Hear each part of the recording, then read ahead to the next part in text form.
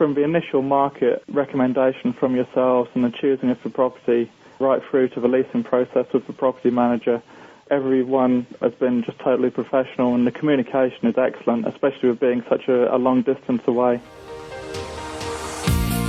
Welcome to the Creating Wealth Show with Jason Hartman. You're about to learn a new slant on investing, some exciting techniques, and fresh new approaches to the world's most historically proven asset class that will enable you to create more wealth and freedom than you ever thought possible. Jason is a genuine self-made multimillionaire who's actually been there and done it. He's a successful investor, lender, developer, and entrepreneur who's owned properties in 11 states, had hundreds of tenants, and been involved in thousands of real estate transactions. This program will help you follow in Jason's footsteps on the road to your financial independence day. You really can do it. And now, here's your host, Jason Hartman, with the complete solution for real estate investors. Welcome to episode 1408, 1408, as Rome is burning. Maybe I do mean that a little bit. Anyway, okay, listeners. So the world is in a bit of a crisis mode. Certainly you have noticed. And we have a good guest today. This will be a two-part show, or part one of a two-part show. Part two will be played tomorrow for you.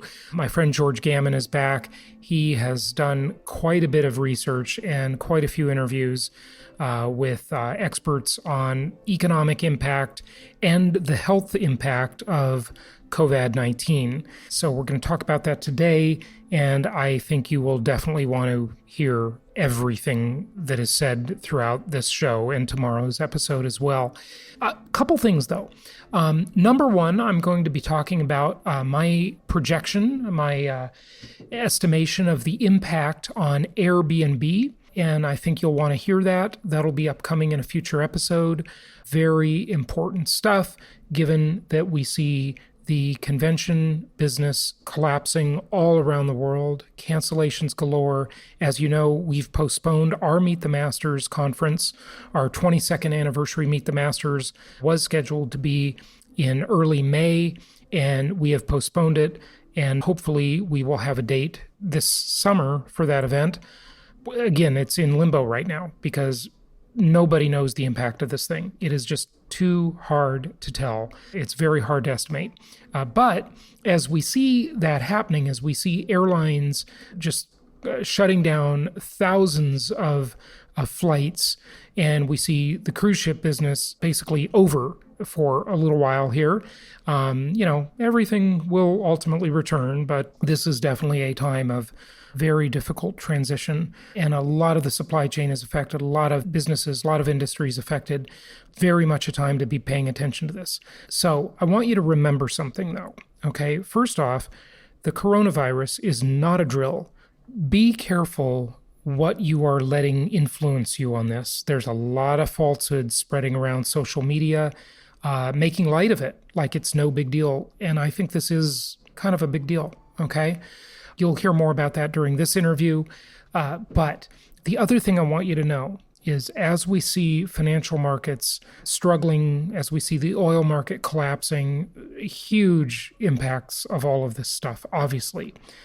Just over 10 years ago, during the Great Recession, the worst economy in 7 decades, a few things. Number one, so most people consider the day of the start of the Great Recession, the day that Lehman Brothers collapsed. So just keep this in mind. I've said it before, but not for a while now, so maybe you haven't heard me say this. The day before the Lehman collapse, you went to sleep and the world had a certain amount of assets. It had a certain amount of real estate. It had a certain amount of companies and businesses. It had a certain amount of gold, silver, platinum, palladium. It had a certain amount of oil. It had a certain amount of land. It had a certain amount of everything, right? Those assets were there, and they were all quantifiable, and everybody could count them. And then you woke up, and that next day, you heard the news of Lehman Brothers collapsing when most people think the Great Recession, the worst economy in 7 decades, began. Okay? Now, after you heard that news, and you looked around the world, guess what? There was the same amount of real estate, the same amount of gold, the same amount of platinum, palladium, silver, the same amount of oil in the ground or out of the ground. There was the same number of companies, almost. There wasn't Lehman Brothers, and some other companies failed too, obviously. But generally speaking, right, the world had the same amount of assets before the Great Recession and after the Great Recession. The only difference was the fiat value, or to put it another way, the nominal value of those assets, and who was the owner of those assets, right? Because when the Great Recession occurred, some of the ownership changed hands, right? And, as is usual throughout history, the rich get richer and the poor get poorer, okay? Sadly, that's the way it works. And the nominal value or the fiat value of those assets changed, right? In other words, nominal, the definition for that again is in name only. Nominal means in name only. And fiat means by authority. Everybody talks about fiat money, right? Well, it's by authority, right? It's by decree, because there is a law, okay, the legal tender laws in the United States and other countries, they have, different laws, but this concept remains, that says the almighty US dollar is good for all debts, public and private. If you don't believe me, pull one out of your wallet and read what it says. Valid for all debts, public and private, right?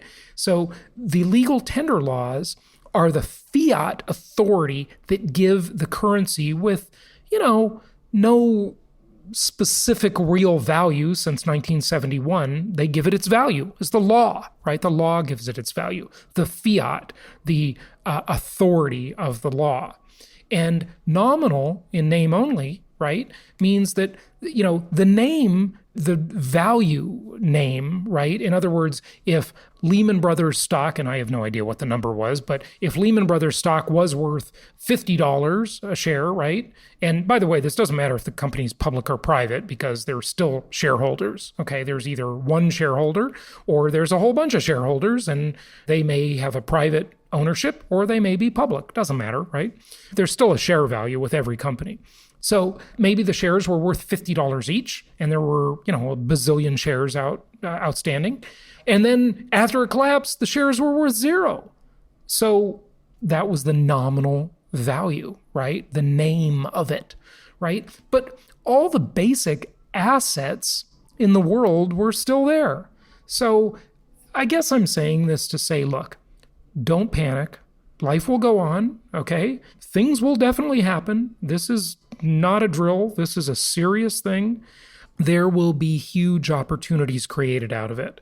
Now, during the Great Recession, when I was talking to you about the contrarian investors. I was talking about, the way those investors were being opportunistic. Some might call that vulture capitalism. There will be opportunities. There are opportunities now, because guess what? Maybe real estate prices haven't changed, but guess what got a lot cheaper? Money. Money got cheaper last week, and you know what? It's probably going to get a little cheaper again, okay? So that money is a huge asset. What I mean there, of course, is the mortgage money, right? I mean the mortgage money. So huge opportunities always created, and that's why you're listening to this show and following my work, because I have helped thousands and thousands and thousands of people make, I don't know how much money, but lots of it. Okay, I hear about it all the time.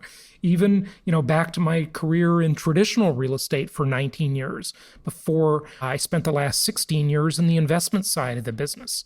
That's what I do, right? Everybody does a different thing. What I do is I help people make money and create wealth. That's my job. We're going to help you do that through this whole thing. So keep on listening. Listen to this show. Listen to tomorrow's show. Listen to all of them. Go back and listen to the back catalog. If you're new to our show, be sure to check out the Jason Hartman Quick Start podcast on any podcast platform. Just type in Jason Hartman Quick Start, and you'll get some of the more fundamental information there. Here you'll get more news information and strategic information as events unfold. Obviously, that's what we're doing today as well. And if you want to talk to one of our team members, our investment counselors, they'd be happy to help you do a portfolio makeover, position your portfolio to protect your wealth and grow your wealth through these, as the old Chinese saying goes, may you live in interesting times. And these are definitely interesting times. So that's what we're here to help you with. And you can reach us at 1-800-HARTMAN. That's 1-800-HARTMAN, or of course, jasonhartman.com.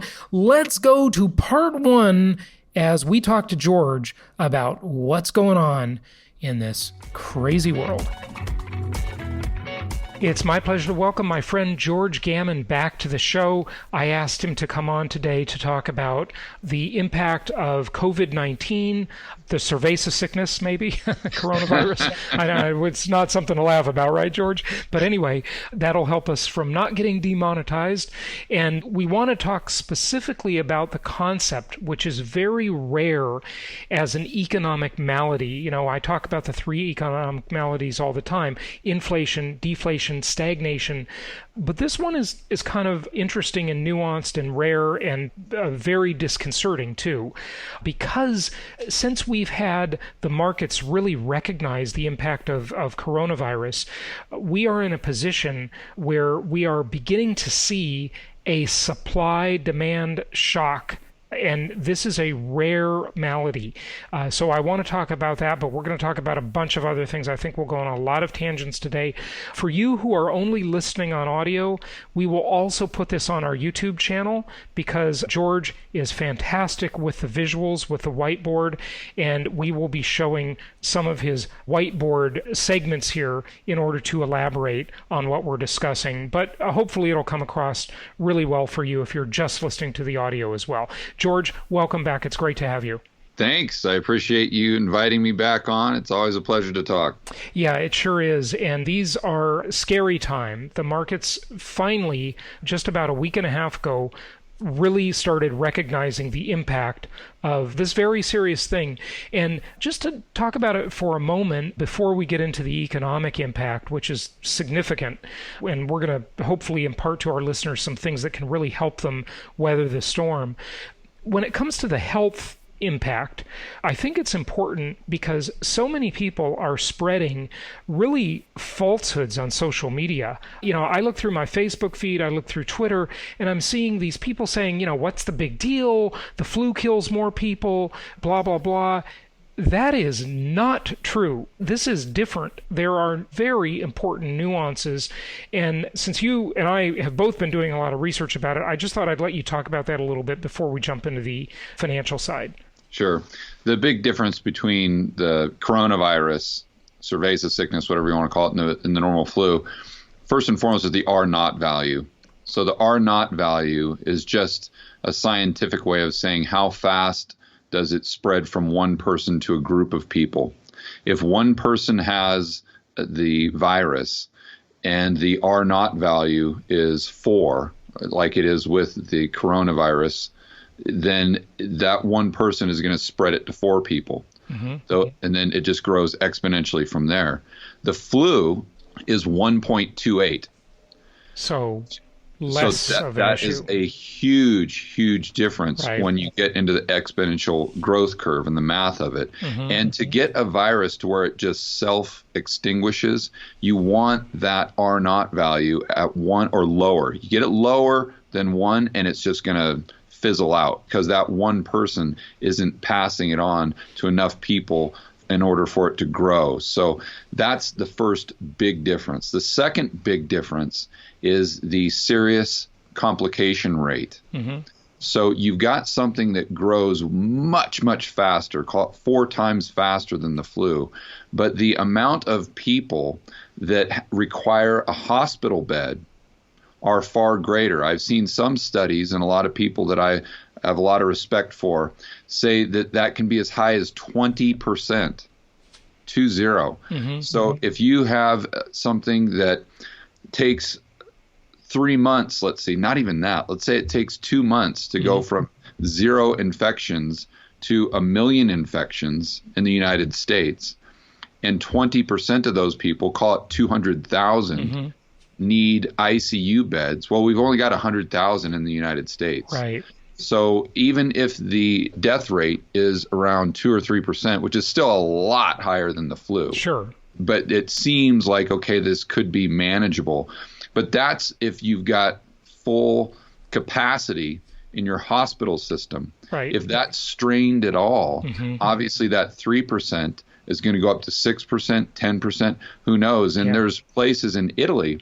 And so this is not like a third world Eastern, it's not going to affect us type thing. If you look at Italy, you see several stories of doctors and nurses saying that they're at 200% capacity. Right. And it's gotten to the point there where they have to make some very difficult choices. What I mean by that is if you've got 2 people coming into the hospital, one's 70 years old, and one's one 30. is 30 years old, you're really going to have to decide, okay, we've only got 1 bed. Who do we send away and potentially let die? And who do we treat? And that's what it's most, unless we get a miracle, which obviously we're all praying for. I mean, Berlin has some possible good news. Chris Martenson was talking about that. He's been on the show a few times before. There may be, let's all hope for a miracle, but go ahead. Yeah, if we see the numbers play out in the United States like they've played out in Italy, and unfortunately, because the United States isn't taking this seriously, just going back to what you're saying with all your friends on Facebook or Twitter who just say, it's just the flu, what's the big deal? The flu kills 80,000 people a year, and the coronavirus has only killed 100. Right. This is all just media hype. Those people are going to get a rude awakening in about 3 or 4 weeks because, I'm not going to say it's going to happen, but unless we get that miracle, I think it's probably going to play out even worse in the United States than it has in other areas, just because we're so nonchalant about it. Well, and not only that, we're really, America is the land of the land of the free and the land of the rugged individual, right? And Americans don't like being told what to do. They look at it as government oppression, and China. I had my friend who lives in China just on the show, as you know, and the one thing you can say about a one-party country that's argue whether it's communist or not, that's debatable in some ways, but it is efficient. They can put the country on lockdown and people are going to listen. Okay. There's only going to be a few outliers, but in a country like the U.S., where everybody's so freedom is drenched in their soul, they're just going to break the quarantine. They're not going to listen if that ever happens, right? And the likelihood of the government doing it is going to be lower here. So there are some times when all this, freedom, which is great, it works against us, right? Yeah, there's a downside. Obviously, as a big libertarian myself, I would say the upside's better. But in situations like this... By the way, I should mention, when George picked me up at the airport in Medellin a couple of weeks ago when I was there, he was wearing a Gadsden flag hat. So that's how libertarian George is, okay? I go back and forth between that one and the hashtag and the Fed. and then you also have 2 Ayn Rand hats that I noticed in your house too. So exactly. George is a bit of a libertarian for sure. Go ahead. Yeah. But there is an advantage to that, like you're saying. Yeah. And I think when I mean nonchalant, more specifically, we're not testing, and like South Korea, they did a lot of testing. Singapore has done a ton of testing.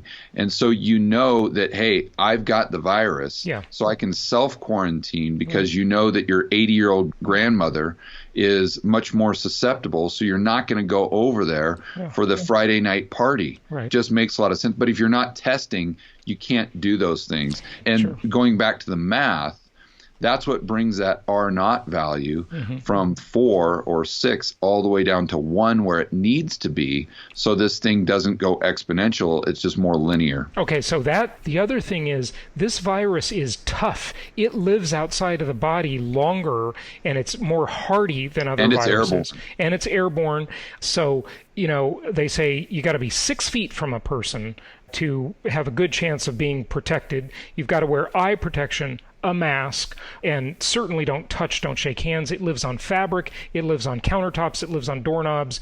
If you ever thought about becoming OCD, this is the right time to become OCD. Okay? Yeah. So, not that it's a joke, but I was thinking just Howard Hughes was a little ahead of his time. He was ahead of his time. Yeah. This is the time to act like crazy old Howard Hughes. Yeah. Okay, so we kind of covered the major health component. Let's jump into the economics. Sure. Markets have recognized this. They are scared to death. Events are being canceled all over the world. We postponed our Meet the Masters event. By the way, you were one of the speakers at that event. I hope when we finally do the event, you can still come and speak to our audience. Sure, for sure. Event planners, hotels, airlines, cruise ships obviously are really suffering. But there's a whole supply chain around the planet, and China is sort of at the beginning of the supply chain for a lot of products, right? Let's go over this. Yeah, 94% of the Fortune 1000 companies have part or all of their supply chain coming from China. Yeah, and many in Wuhan. Yeah, that whole area, you got it. Yeah. You got it. So this is something that can potentially affect worldwide supply chains, meaning that you could have a supply shock. So if you go back through U.S. history, you look at oil embargo in the early 1970s, that was an example of a supply shock. Right. If you look at Hurricane Katrina in New Orleans, where you go down to your local store and there's just nothing on the shelves, that's an example of a supply shock. What we're accustomed to in the United States is trying to battle demand shock. Mm-hmm. So we go through the great financial crisis or the global financial crisis, and all of a sudden no one's spending money because no one can get credit. Their main asset, their house, is collapsed in value. Right. So no one's out spending or buying things, but there's still plenty of things on the shelves. Right. So here's what's interesting about that, George, and you're probably going to allude to this if I don't say it, but we have, the central planners at the Federal Reserve and the government have tools to deal with that shock. They can stimulate, they can do more QE and just push money. They can flood the system with money, and that'll cure some of that because people will just take the money and go spend it, and then that's resolved. But this is a rare dual shock that we're not facing it yet, but it's early. We're going to experience the dual shock, which is has some unique properties, right? I've never seen anything like this in U.S. history. If you go back to the major economic events, I've never seen a supply and demand shock, a huge one, happen simultaneously. It's not saying that it's 100% guaranteed going to happen, but all the components are in place for it to play out within the next few months. So why demand shock? Well, if everyone is staying in their house because they're afraid of getting sick, if the whole country's on lockdown, like in Italy, no one's going to these conventions. No one's flying. No one's going to Florida for their vacation. They're not out spending money. That's the last thing on their mind. Mm-hmm. So that's what creates this demand shock. While at the same time, if you look at I had this really cool pictograph that I used in a video last week that showed the top 10 importers from China in the United States. So number one was Walmart. Number two, I believe, was Target. But you had Lowe's, Home Depot, all these big box stores that the majority of Americans go to at least once a week, if not once a day. Right.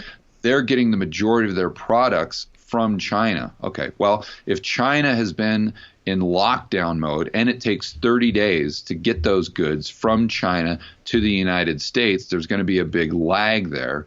So we should expect to see supply shocks in the United States within the next month or two. And we've certainly already, if you want to know how that feels, you got a little taste of it already. And anybody who has gone to any Costco around the country has reported to me and sent me photos of how all the water is gone, all the paper products are gone. I'm not quite sure why the toilet paper thing specifically, but I don't know. I guess that's the ultimate necessity item, that and water maybe.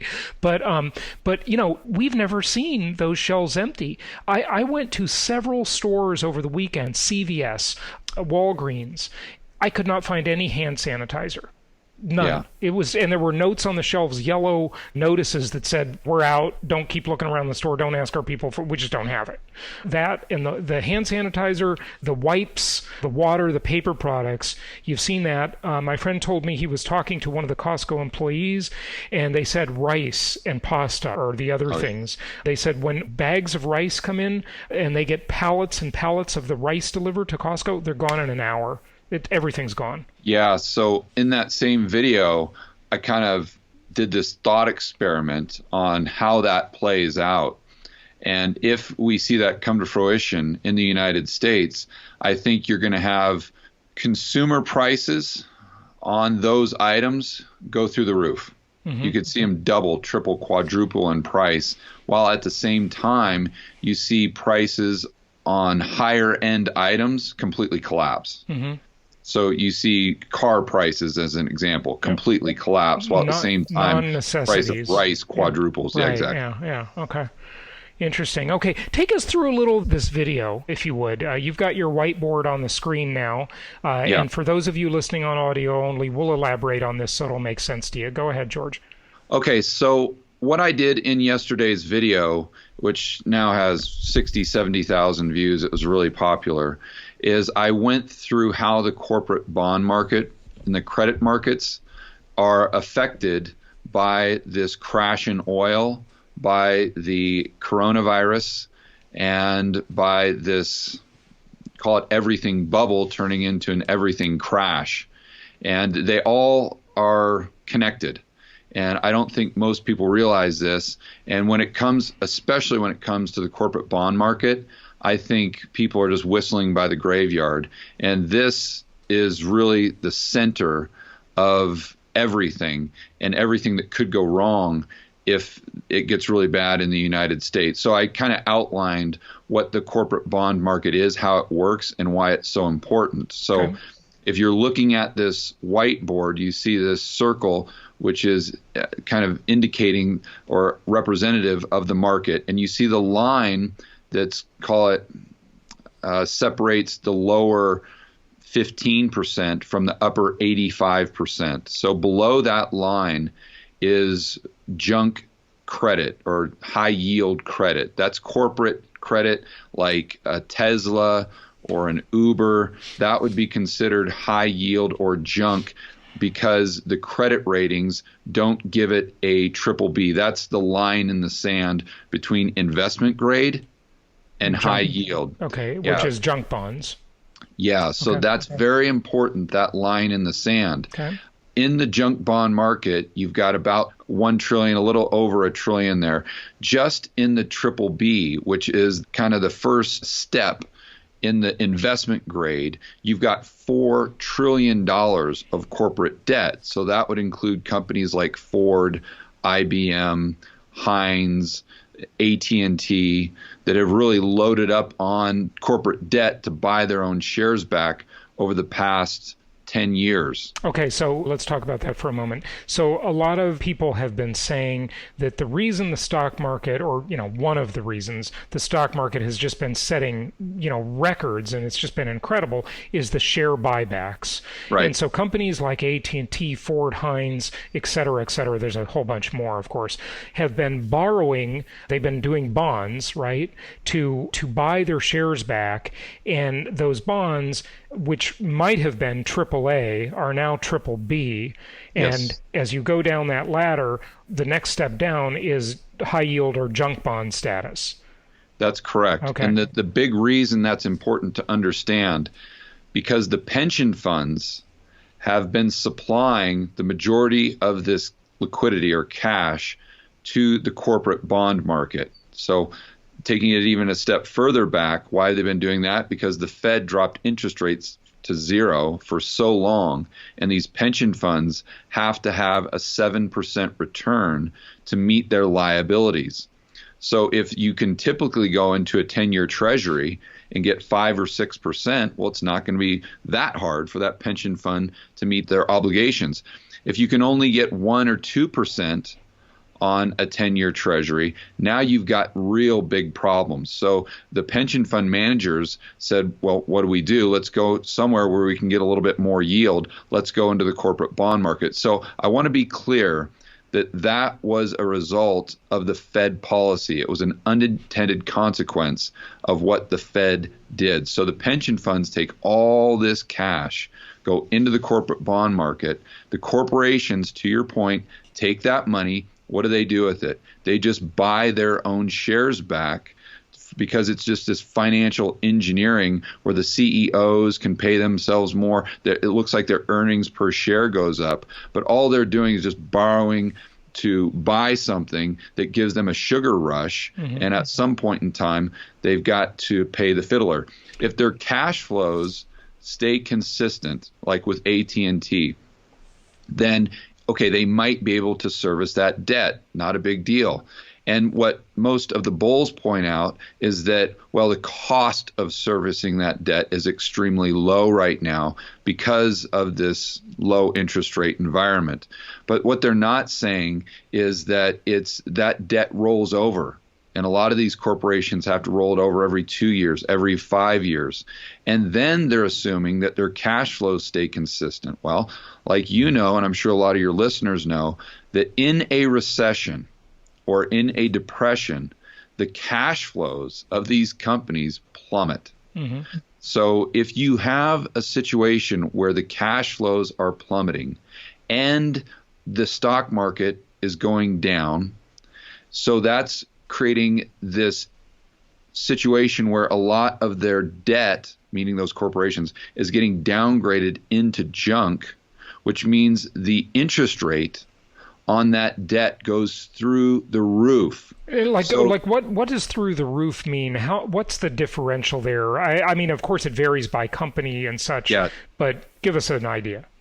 Well, if this plays out, I think it could double easily. So the debt load or the cost of servicing the debt doubles for these companies. Yeah, I mean, let's just look at it like a mortgage. I think that's the easiest way to describe it. So you're a real estate investor, and you take out, you're buying a $100,000 home, and you're taking out a mortgage. Let's say your interest rate is 4%.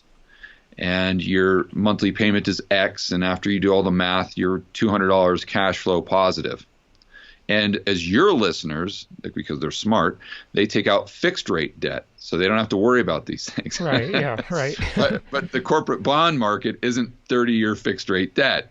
It rolls over. The big companies don't have Fannie Mae and Freddie Mac subsidizing their loans. Yeah. No, they don't. So when that debt rolls over, if it's now, call it 8%, you can imagine what that would do to that positive cash flow that you had in that rental property. Now all of a sudden you're probably cash flow negative. Yeah, right. And that's just that's a microcosm of what's going on in the corporate bond market. In addition to that, taking it back to the real estate example, the corporation's cash flow gets slashed. So imagine having a rental property where your interest rate on your mortgage doubles, but your rent goes from $1,000 a month to $400 a month.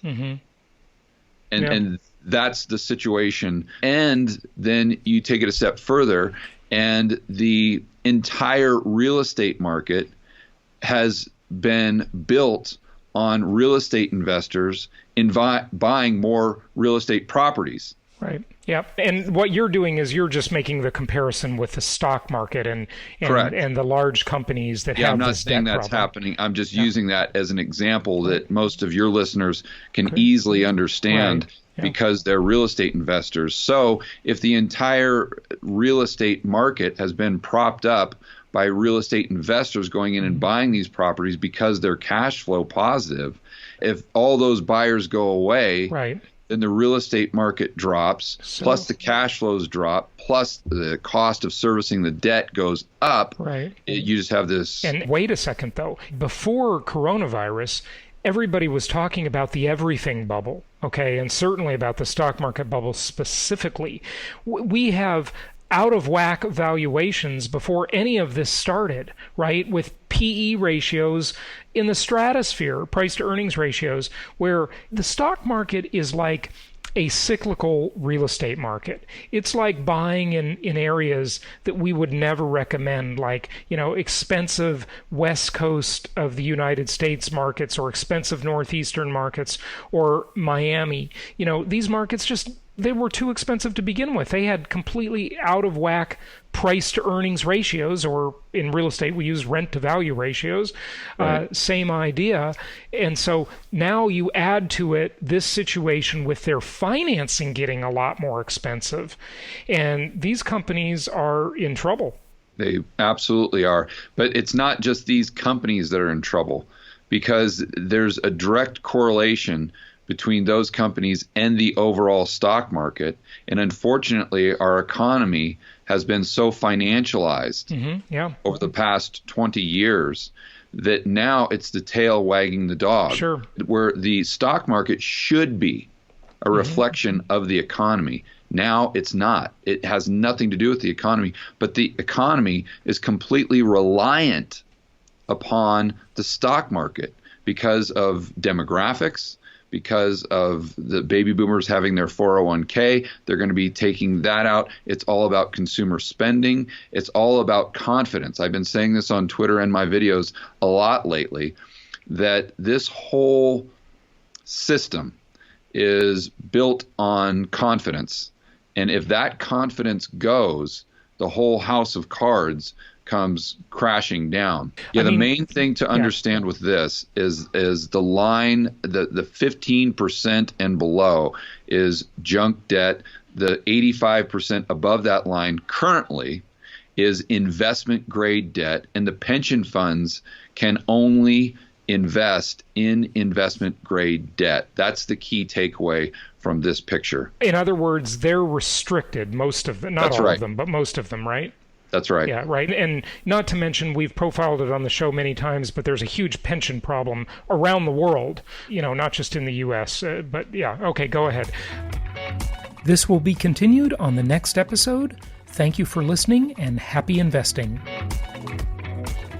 Thank you so much for listening. Please be sure to subscribe so that you don't miss any episodes. Be sure to check out the show's specific website and our general website, hartmanmedia.com, for appropriate disclaimers and terms of service. Remember that guest opinions are their own, and if you require specific legal or tax advice or advice in any other specialized area, please consult an appropriate professional. And we also very much appreciate you reviewing the show. Please go to iTunes or Stitcher Radio or whatever platform you're using and write a review for the show. We would very much appreciate that. And be sure to make it official and subscribe so you do not miss any episodes. We look forward to seeing you on the next episode.